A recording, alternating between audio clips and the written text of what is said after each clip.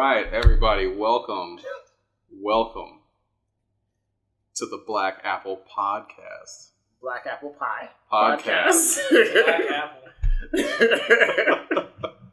Nobody wants a black apple. A black apple pie?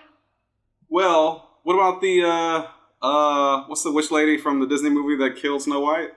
Is that Maleficent? Witch lady? Witch. Oh, witch lady. The one was like, I'm sorry. How does she sound?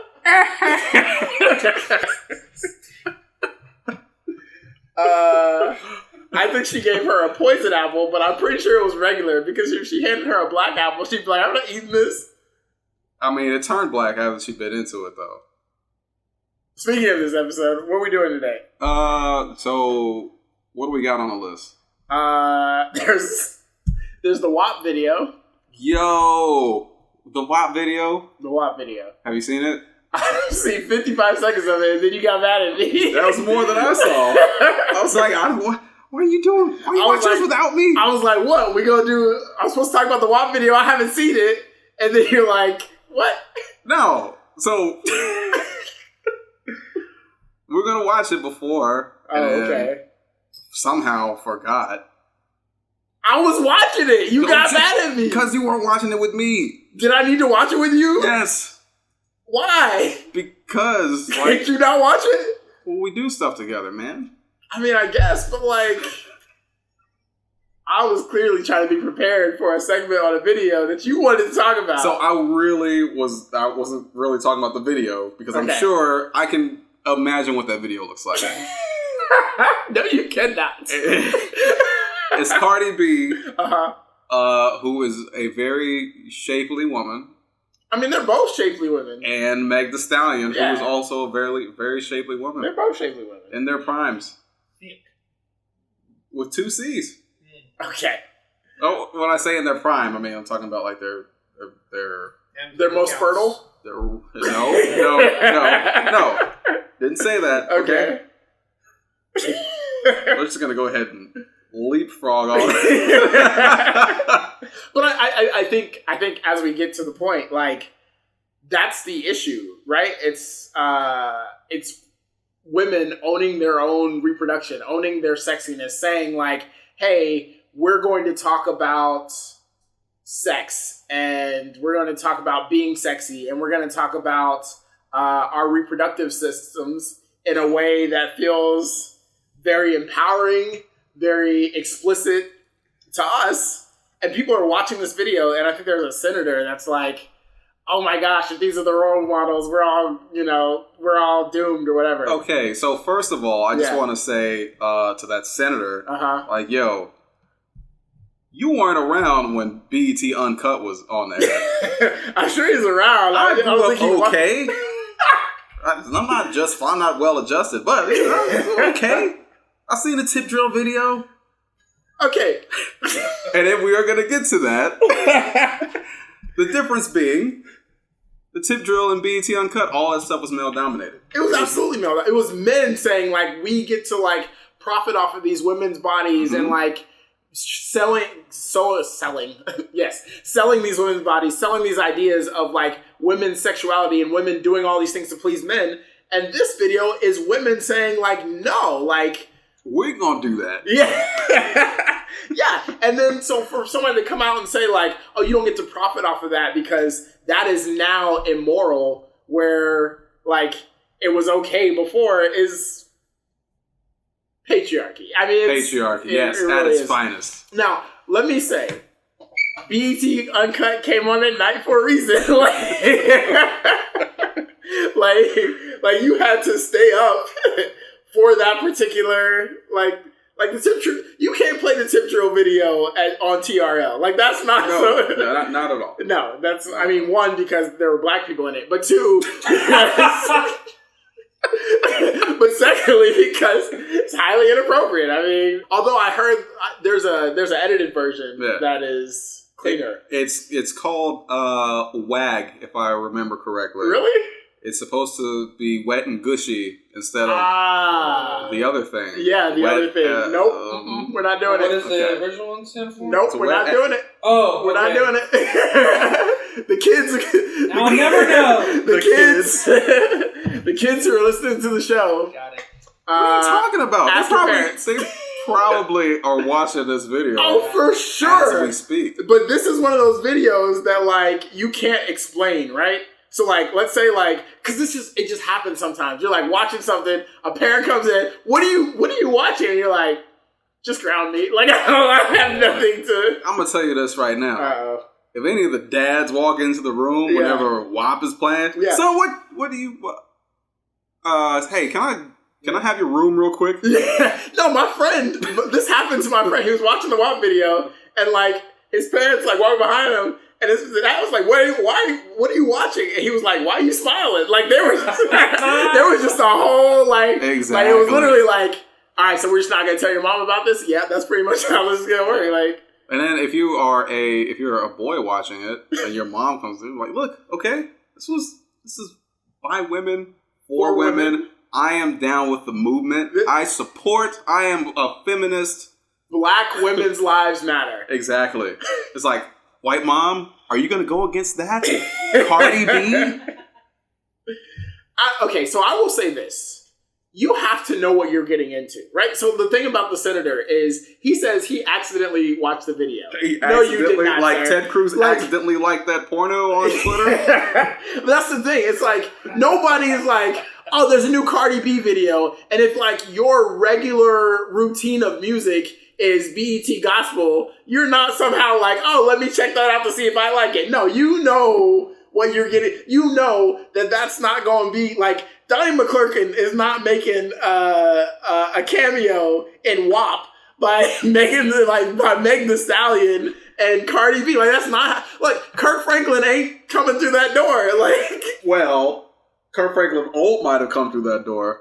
You know what I'm talking about. I have no idea what you're talking about. I'm not going to expose Kirk Franklin like that. You have Google, kids. Okay. But I will say, I saw 55 seconds of the video. Yeah. Shout out to making creative videos again. Mm-hmm. Like, when's the last time you, like, wanted to see a music? Like, when's the last time people even made music videos? Like, I don't remember the last, like, creative, like, great music video. The last one that you saw before this one, where you were like, oh, it was really creative. I really am liking the colors. I'm sorry, whose voice are you? You know what? Whose voice are you doing right now? You don't have to point that out. Okay, I mean, I just wanted to know, like, were you imitating me? Like, is that what you think, like, I sounded like? I know what you sound like. Okay, that's fine. I don't remember, like, the best great video. I'm so sorry. I don't remember the best video, though. See, now I'm getting into it. There was a fly in the room, if you're wondering why we're just laughing. Clapping. Yes.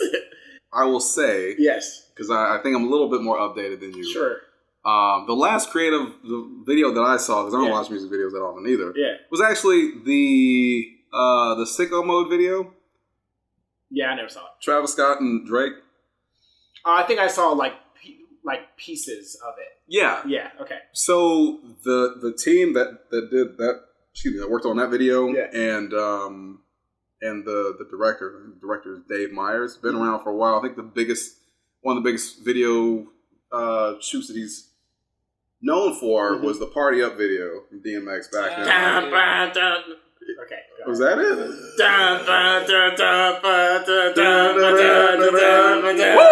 Yeah, okay, we're done.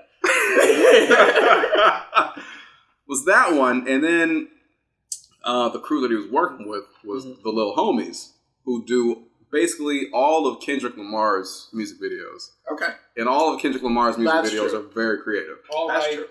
WAP, though. So the video, very creative from what you saw. I mean, I haven't seen a lot of it, but like, I was like, this is kind of cool looking. Like, shots through statues and like shots through home. Like, it's cinematically pleasing. But even before, like, the focus on, like, obviously, like, Meg Thee Stallion and Cardi B's bodies. Yeah. But also, this is them choosing to show their own bodies as opposed to somebody saying like, this is how we're going to sell this. We're going to sell it using your body. This is them saying like, hey, I get to feel and look. I get to look and feel sexy in a way that feels good to me. Mm-hmm. And so, hey, more power to them. And here's the thing. I will say this thing to you that I say to many people in many situations. One of which being like people breastfeeding, like when people are upset because other people are breastfeeding, when people are upset because someone has blue hair or like somebody is kissing their partner for whatever reason. I have a literal 100% way of like you being okay. Like this strategy works 100% of the time. Tell us the strategy. Avert your eyes. Literally look the other way. Like if you don't want to see this video of WAP, don't look it up. But what does avert mean? It means look the other way. Whoa. Yeah, it means, hey, if it's happening in front of you, turn your neck. That's all you gotta do. Turn the other cheek. Yes. Jesus was the first person who saw the WAP video. No, well, maybe, but Jesus was the first person to give this advice. Like, if something bothers you, turn your head. So the other part to the video, is the actual song. Yes. So the lyrics in the song. You're talking about the empowerment portion. You're talking about the things that they're saying about themselves. For sure. When it comes to these particular situations and instances. Yes. Men have been doing that for how long on record? Oh, for sure. And the way that men have talked, one, about women. Yes. But also about their own, like... equipment. Thank you. Yes, about their own equipment. And, like, that is honestly just as vulgar. Yeah. Yeah, and so... if women get to do it, like, more power to them. Yeah. Like, this is going to be off task, but I'm saying it anyway. I read today about something that's called a husband stitch. A what? A husband stitch. A husband stitch? Yes. Okay. A husband stitch. And so it's this thing like a woman gives birth, and then the doctor places an extra stitch in the, like, when women are being sewed up after giving birth. Right. He places an extra stitch to make the opening tighter, which is supposed to add more pleasure to men. But it's incredibly painful for women. What? So we're talking about repairing the cesarean, right? The C-section? No, that's like stomach. We're talking about repairing the... Oh. Yes. Oh. How would the extra stitch there be helpful? Never mind. Anyway. That's what I was trying to figure out. No, we're not talking about cesarean. We didn't specify what part of the body was going to. Yes. We were talking about... fine. We were talking about repairing the vagina. Yeah. And so they would... It's a medical term. Yes. Okay. Yeah. And so these doctors would add an extra stitch to the vagina to make it tighter, which was supposed to be more pleasurable for their partners. And it was called the husband stitch. And it can be extremely painful for women. And, like, women aren't even told it's happening. It's just like this, like, nod from husbands to, like, doctors. A little... Yes, exactly. Wow. How do dudes know about this? It's like doctors ask them, essentially, like, is this something you want? Or they find out from somebody else and they, like, ask for it or whatever. That's so weird. You think the doctor... No, it's not weird. No. It's complete... It's... I mean, it's weird, but, like, it's diabolical. Like, it's not just weird. Like, weird is not enough of a term to, like... Oh, I agree. Okay, so, anywho, but yes. And so, I'm finding out about this today, and, like, some people, like, thought it was a myth, but even female gynecologists will tell you, like, no, that's not a myth. Like, I run into people who, like, have this stitch done, and we, like, have to go in and, like, repair these things, and, like, because... whatever, like, yeah. Anyway, point is, okay, let me back up because let me bring this back to why we got to this point. The idea that women get to own and talk about themselves, talk about their pleasure, like, honestly, about time.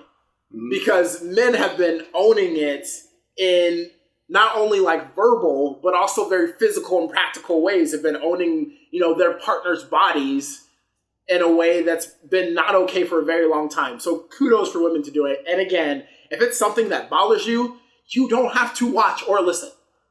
For the record, I will probably not listen to either one. It's just not my thing. I'm gonna listen to it. I listened to it on the way over here, and I was like, "Okay, Cardi, speak to me, talk to me nice."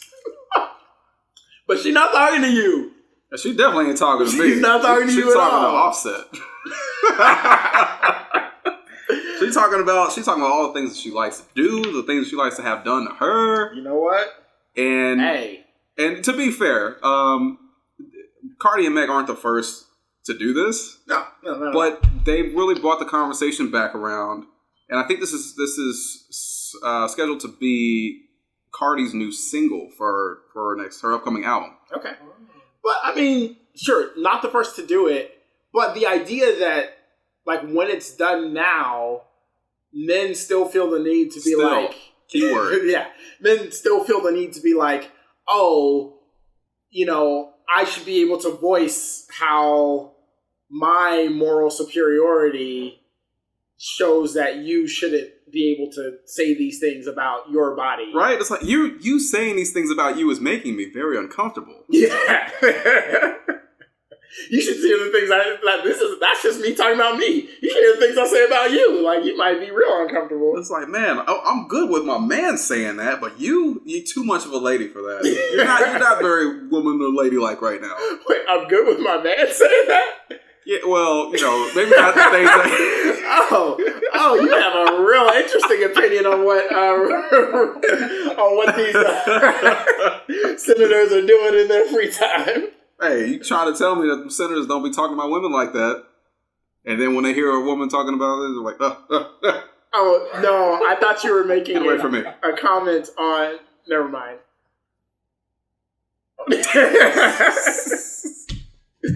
All right, Axios interview, go. What? Axios interview, go. Did I watch it? Is that what you're asking me? I'm saying, tell me your thoughts. So, the Axios video that dropped on HBO. I'm sorry, did it drop? It dropped. Okay, that's what the kids are saying, so, you know. You know what? We gonna hold off on the Axios interview. African American vernacular English. Really? Yeah, that's right. AAVE. And why did you go to AAVE? Because you said dropped. Because I said that's what the kids are saying? Yes. What kind of kids are saying it? You know, the kids. What kids? With the skin color that's a little lighter. Oh. It's a little fairer. Oh, Steph Curry? Riley and... whatever the other baby's name is. Yeah, I don't remember the other child's name. Nobody remembers the other child's name. That's rude. It's true. Do you know? I mean... Of what? See, he don't know. He didn't even know what we're talking about. Anywho, AAVE, African American Vernacular English, has come up. Like, when I was growing up, it was called Ebonics. I mean, so, before you finish, yes. I just want to point out how you were like, all right, let's go to this topic. Yeah. And then I started going, and then you were like, you know what? We're going to scrap that for later. I feel like you should have moved a little bit faster. Wow. If you had gotten a little deeper into Axios, I wouldn't have been able to, like, pull you very quickly back into something else. Typical Marlon. How is that typical? I mean, I guess, whatever.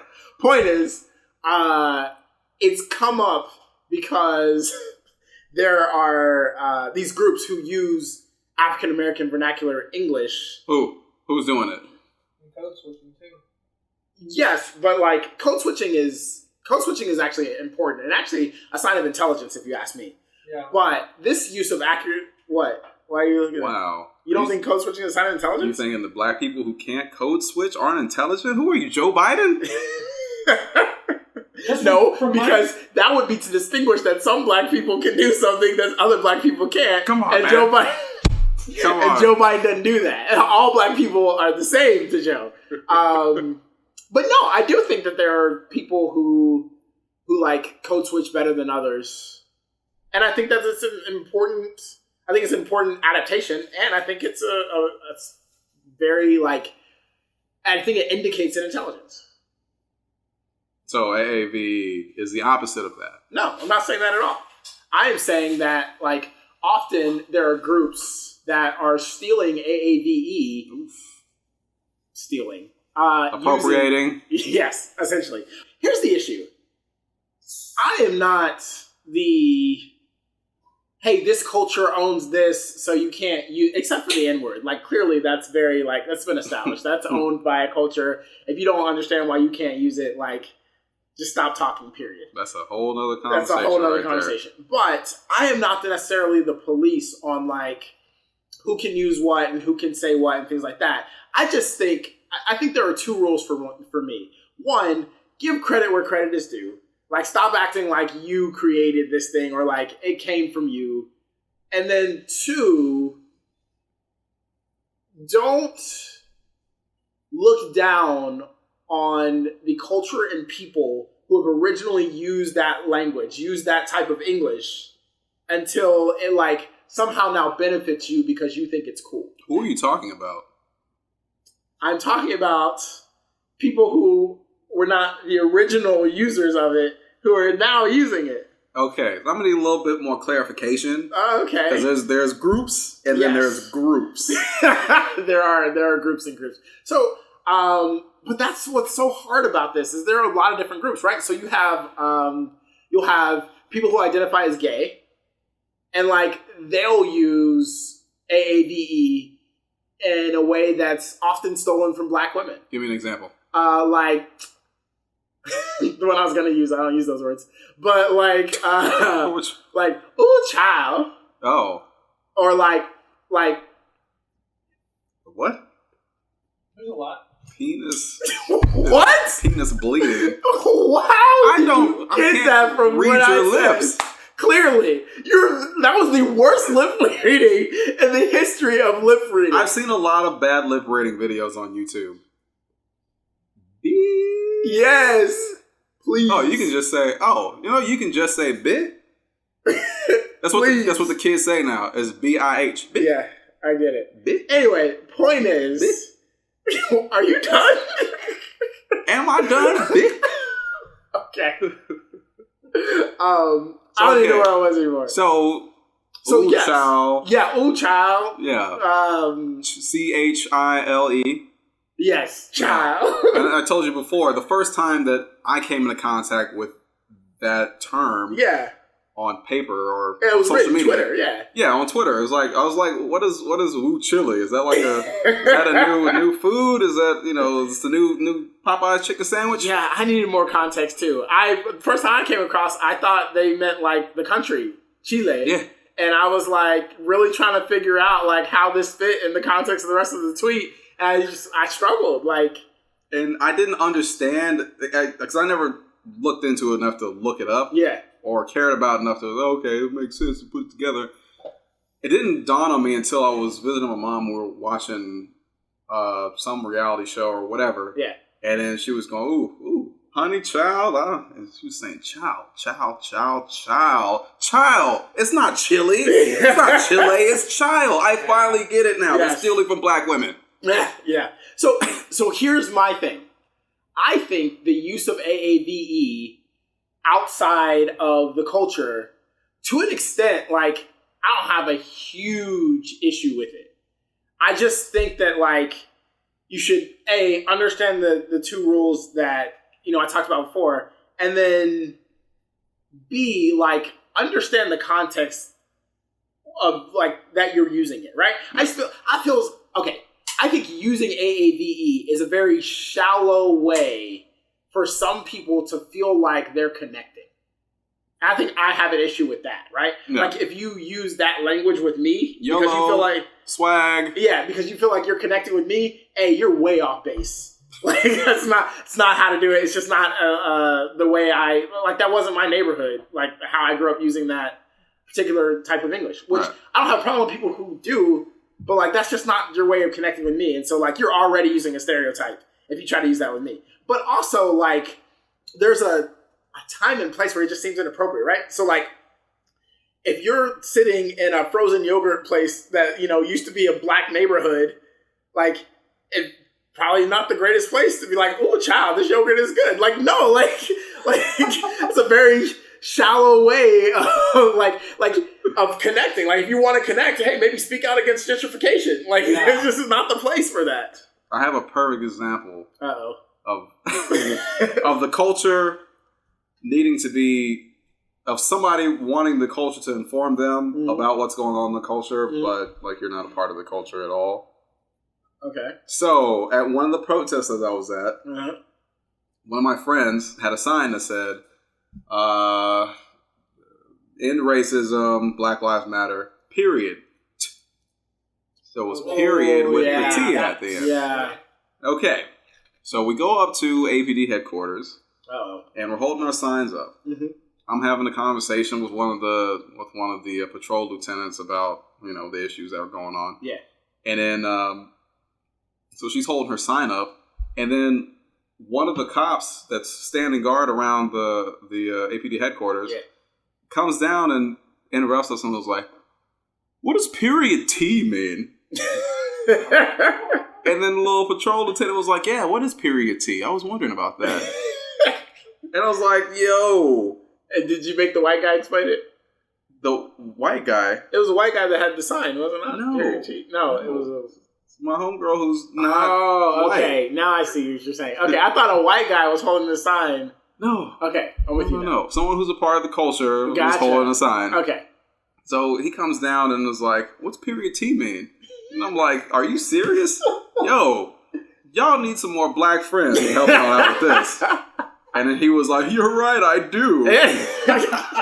And then she goes, "It's not our responsibility to educate you on culture." Okay, but time out. I feel like, I don't know, I don't buy that one, because I feel like if you go misspell a word like that, like, it kind of is, like, if they came up and asked you, because that's not, okay, I think it is kind of our responsibility to educate people on culture. It's not our responsibility to educate people on history. Like, history, you can go and read and know, like, the culture changes all the time. Like, yeah, it's fluid. So go on Twitter or some other social media platform that you're hanging out on. These are cops we're talking about. Yes. So they're up here taking pictures of us so they can use them for their Twitter pages. The pictures that they took, they never went to Twitter. So I'm like, okay, they have pictures of our faces up here at this protest. Sure. So that adds to a little bit of the pushback to, it's not your business, get out of here. Okay. It's not my job to do that. When you have a whole platform, you have people who look like us, who work with you, will probably know something a little bit about that. Ask them. Okay. Don't ask me. I get what you're saying. I guess I would not have been that offended if somebody like came up to me and I had something like that and they were like, "What is period T?" Well, it still is a very heated time. For sure. So I mean it's I think it's kind of a weird time to like have conversations with officers in the middle of protest anyway. Mm-hmm. It's just kind of weird. I think like there are other places that have those conversations and like, hey, maybe something good has come from those conversations. I don't know that context. Yeah, I don't think so. Apparently nothing good came from that one, period. It was... Yeah. Axios interview, go. You go. So I don't get interrupted. Oh. Period. Axios interview? That was Trump's interview on HBO? Yeah. Yeah, with Swan. Jonathan Swan. Yes. And he had some things to say. Yeah, Jonathan Swan is an Australian reporter who has been with Trump. I think he mentioned that he interviewed him on 5 different occasions. So this is a person who knows who Trump is when it comes to these interviews. Oh, certainly. They certainly had a familiar tone with each other. Like, they knew who. Yeah. Yeah. So that interview lasted almost 40 minutes, and it covered an array of topics that went from coronavirus, John Lewis, mail-in ballots, Joe Biden, what's her face? I can't say her name. Ghislaine Maxwell. That's her name, yeah. And Trump he really showed that maybe Joe Biden is smarter than you. Like, I had no question about that. Like, cognitively, where the two of them are at. Do you think that's ageist? What I'm saying, yes, if I'm going strictly off age, but No. I you're right. I'm kind of interrupting you here. But, like, the idea that, like, we're talking about cognitive functioning and we have kind of the two oldest candidates to ever run for president. We wouldn't be having the conversation so heavily if they didn't show signs. Okay. So that kind of thing wasn't brought up with Bernie Sanders, who's also 70-something. I think he's older than both of them. I can actually think of examples of where that was brought up with him, but for him, it was more about his physical health. Yeah, his heart. His heart. He had a heart attack. Did he have a heart attack? A minor heart attack. Yeah. He got a stint. Yeah. Yeah. But with the other, that kind of thing didn't come up when Hillary Clinton was running. That's true. She didn't display any she was lacking physically. Yeah. But when it comes to Joe Biden and Donald Trump, they both have these moments where it's like, yo, they have some strong gaps. So in the Axios interview, Trump was pulled out some paperwork on coronavirus deaths. He was asked by the interviewer about the deaths. Yeah. And homeboy had a bevy of paperwork talking about, well, you have to look at it by cases. I'm saying that the number of cases, they're up because we do so much testing. We do the greatest testing in the world. So our case number is higher than the world, but our death number is lower than the world. Okay? And Jonathan Swan was like, "Oh, so you're doing this by cases, and I'm looking at population." No. You can't look at it. You cannot look at it that way. It has to be by cases because we do the greatest testing. Okay. So I know we've talked about this before, but I get so annoyed at the greatest testing line that he uses over and over and over because we could test for a lot of things, but if there wasn't active spread, it wouldn't matter if we did the most, right? So pick a disease, any disease that's not spreading right now. That's not spreading right now? Yeah, it's not spreading right now. The Black Plague. Yeah, okay. The Black Plague. Utah right now. We could, what'd you say? It's in Utah. There was some squirrels. But it's not spreading. Yeah. It's like one person in Utah got it. Once this virus kills herd immunity, everything's free game. It's true. To an extent, but it is not actively spreading currently. It's just like they found somebody who had it. They've quarantined that person. That's like it. Anyway, point is, we could test literally everybody in the country. The best test. Yes. Literally everybody in the country. We could test them for Black Plague right now. It would be the best testing. It would be a lot of testing. It would be more testing than anybody else in the world. All of that is correct. We would not have the number of cases, right? So his idea that the reason we have this number of cases is because we do so much great testing is complete buffoonery. I mean, it is. It's complete buffoonery. But you can't look at it that way. You can't look at it that way because it's untrue. It's fake news, okay? What part of what I said was... When you do more testing, you're going to have more cases. No, active spread gives you more cases. Like, when people are spreading this thing, that's when if it wasn't actively spreading, we would have less cases. Excuse me. The liberal Democrats, yes, the governors that are running these countries, terrible states. Okay.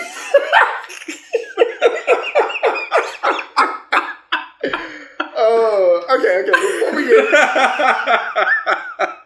What was just your favorite part of the interview? Because we can't spend all day on this. What was your favorite part of the interview? My favorite part of the interview was probably the worst part of the interview. So one of my favorite things about it was the way that it was filmed was kind of mockumentary style. It reminded me a lot of The Office and other shows like that. Okay. And then Jonathan Swan's facial expressions and him just being like, "That's what? No, Obama's not my friend." Stop saying that.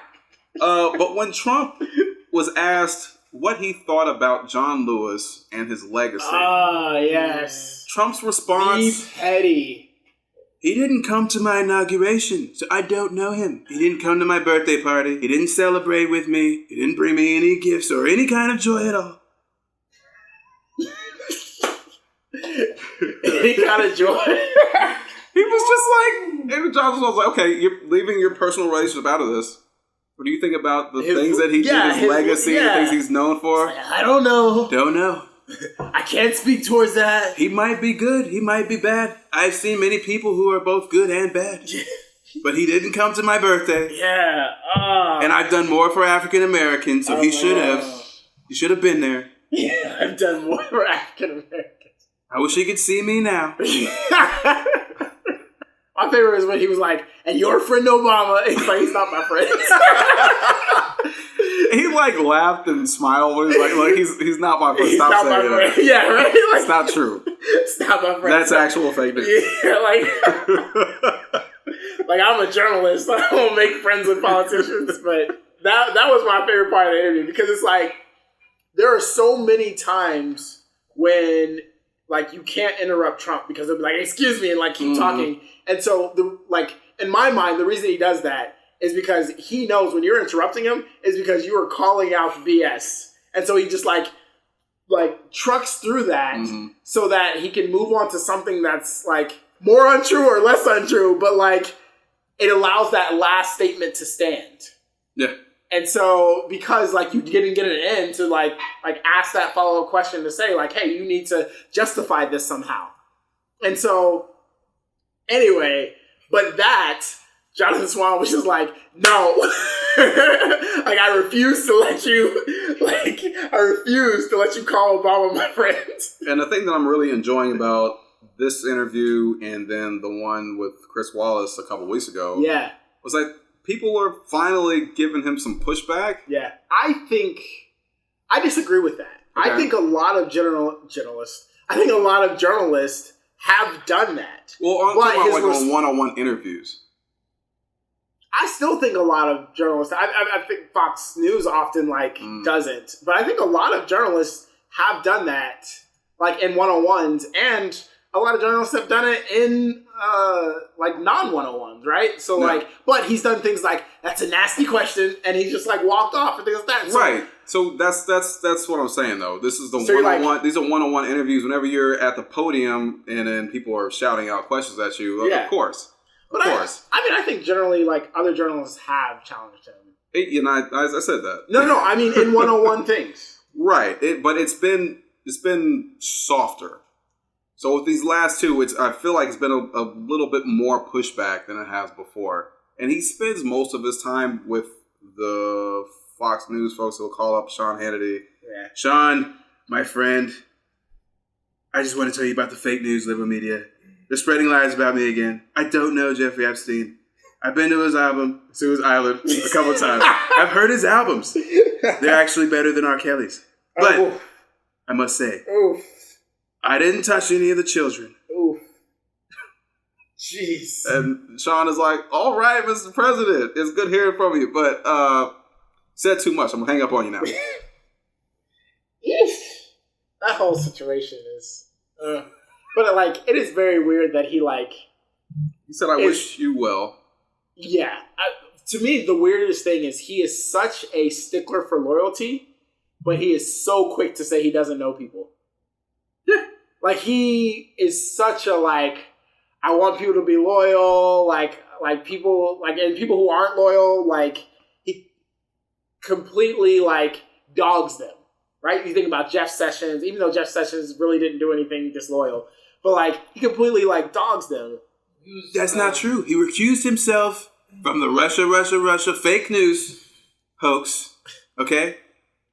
Yeah, that wasn't really disloyal. It's just a matter of, how much he values loyalty to him, but how disloyal he is to, other people and anybody who's, going to get him in trouble, right? So, Michael Flynn, he very quickly threw Michael Flynn under the bus. Once he felt like Flynn was being disloyal, obviously. Well, Flynn was disloyal, but, he couldn't, Flynn took responsibility for that stuff. Yes. He didn't put the house on the table. True. That's true. So you see that with him and with what's the other guy? Roger Stone? Yeah. They were the fall guys but they never cracked. Yeah. So Trump admires that. Yeah. It's very, very mob-like.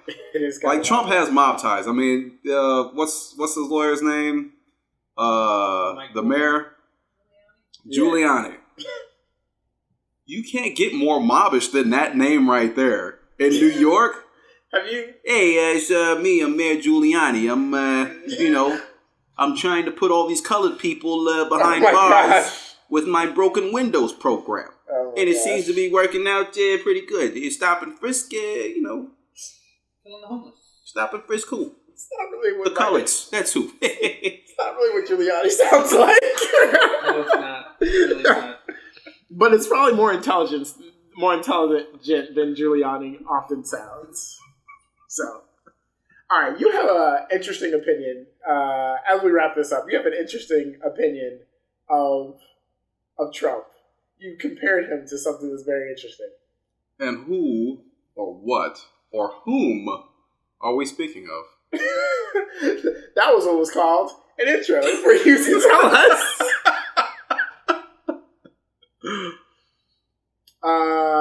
You have called him a comic book character. Oh, yeah. This dude is straight up a supervillain. A supervillain? Yeah, him. Not just like a regular villain? He's not. Okay. Because you think about all the movies that you've seen, all the TV shows you've seen, all the comics you've seen, the cartoons where the bad guys world domination. I'm trying to get all the money.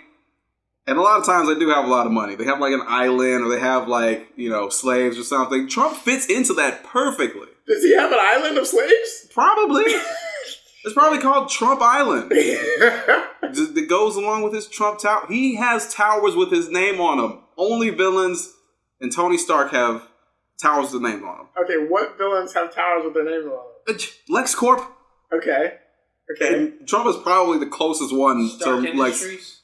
We're not going to disrespect Tony Stark like that, okay? He saved us from Thanos. All right, Hammer Industries. There you go. Okay. Justin Hammer. Okay. So towers. What's that dude from The Lord of the Rings? Sauron. He has a tower. It's like the Eye of Agamotto or something, right? Yeah. I'm sorry. What name? I don't watch or read Lord of the Rings. I have Agamotto. Whatever. Anyway, you think he's a villain because he has a tower? No, that's part of it. That's part of like the super villain like checklist that you got to have. Right. Yeah, you need something to complement your ego and hubris. Okay. Yeah. Okay, continue with this. So I was saying, metaphor. I was saying that he's the closest, probably the closest to Lex Luthor. Okay. Not in the sense of intelligence or that he can build anything, but just that he has money and he has this burning desire to see Superman, aka Barack Obama, go down in flames.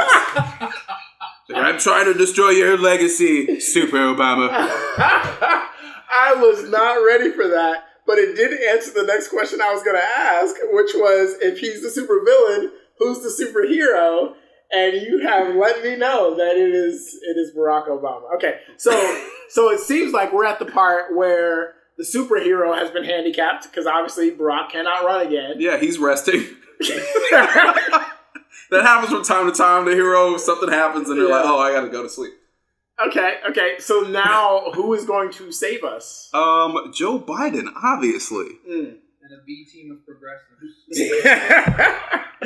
And the thing about Joe Biden, I've never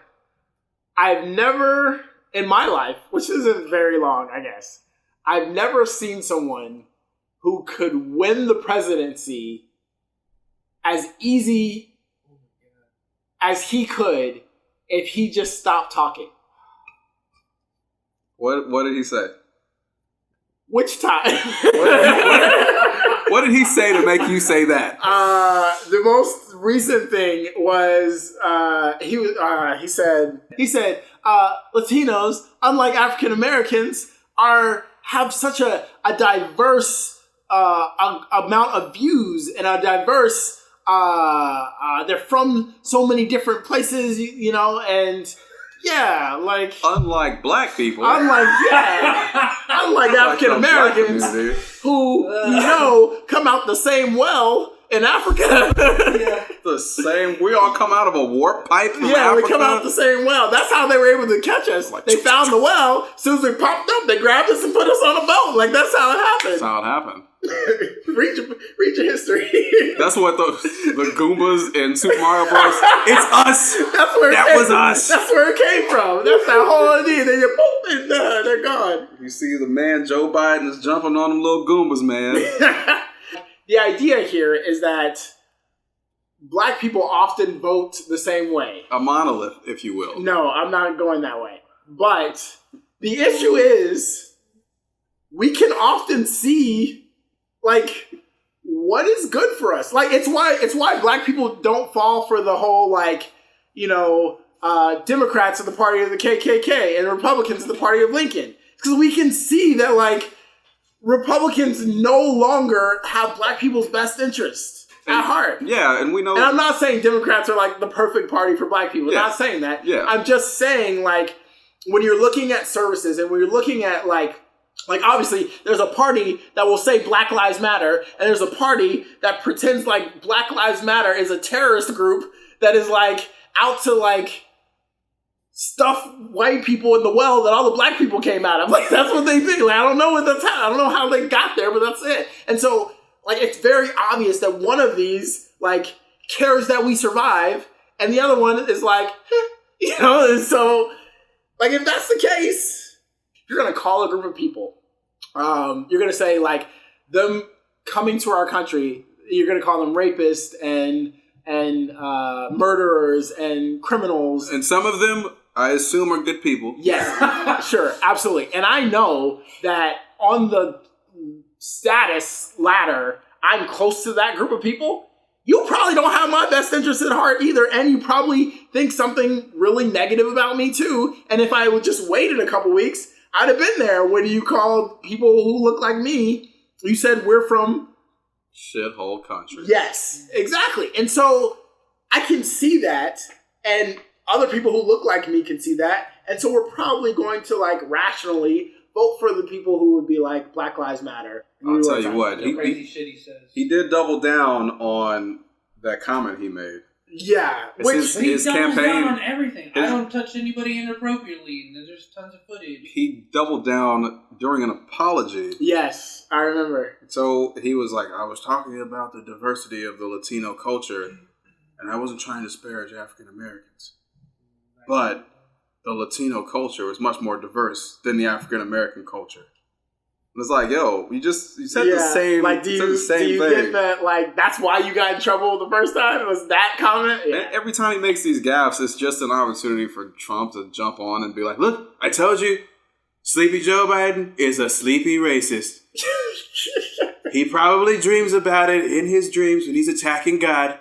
Oh gosh! Okay. Oh my gosh! Somebody really said he said that he said Biden is against God, and also Biden literally, while Trump was saying that, was talking about, like, he was literally, like, talking about God to an audience at the time, like, while Trump was saying Biden is against God. And Trump says 2 Corinthians. Yes. Oh yeah, and he actually mentioned, like, the way, normal people say Bible verses. He mentioned one while he was talking to that audience, while Trump was saying, 2 Corinthians Trump, and Trump, what is your favorite Bible verse? That's personal, except whatever. Point is, while that Trump was saying that Biden is against God. Yeah, because he is. How can everybody talk about how weak Joe Biden is when apparently he's strong enough to go against God? Yo, shoot, like, can he control the lightning or? Yeah. You got to be real confident to think you gotta have a Trump level confidence to, like, think you can box with God. You can't say somebody's weak and in the same breath say that they're against God. That is very true. You gotta have some balls, man. You do. I've seen Sabrina. I don't understand. On Netflix. What does that have to do with? It's a satanic show. Oh, I didn't even put that together. Yeah. Okay. It's Joe Biden's favorite series. It's what he likes to go to sleep to. Because he's sleepy. So sleepy. Oh my gosh. All right, let's wrap this thing up. 2 things to remember. First one is, if you're in Texas and you would like to... Why are you looking at me like that? I'm just looking at you. Oh, okay. Like, did you not want to wrap this thing up? Like, no. Okay. No, right. Okay. If you were in Texas and you would like to vote in the election that is November 3rd, I'm not even going to tell you who to vote for. But if you would like to vote, register to vote by October 5th, because that is your deadline to be able to vote in that election on November 3rd in Texas. Yes. And secondly, be a person that wears masks. Yes, I think what people wear on their masks says a lot about people. It's very, okay, I know to stay away from you. Like, well, you're supposed to maintain 6 feet of distance. Oh, absolutely. I be maintaining 12, 18, 24, 36. Yeah. Especially when people wear their mask under their nose. Yeah. I'm just saying. Far away. On their chin? Yeah, like just right here. I'm trying to protect my beard. Yeah, like, and then it's always people who be like breathing the hard. Like, what are you doing? Like people who like do these Trump level sniffs that always don't cover the. Like, what are you doing? Like, anyway, all right. Yeah, with that, good Black day. Apple pie. Black apple pie. We're out of here. We're out. And I can't wait no more. Plus, I can think that I just don't feel at a place no more. And I'm the one that made that. I made that.